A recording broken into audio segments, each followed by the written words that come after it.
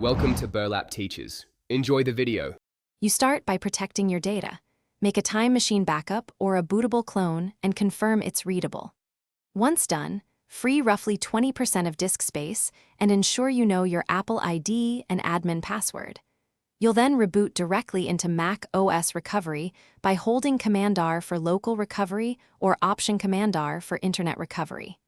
Make sure your Mac is plugged into power. This step gets you to the Utilities screen, where you'll choose Reinstall without erasing the disk.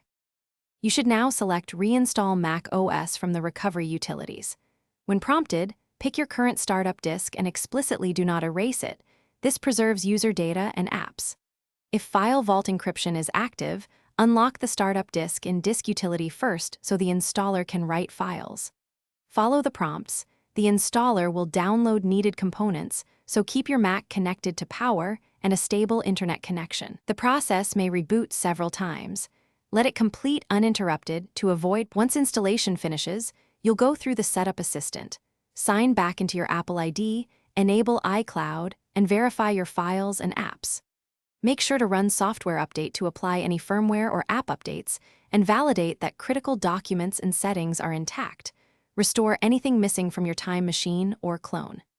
If something goes wrong during install, reboot into Internet Recovery and try again. Or run Disk Utility First Aid on the startup disk.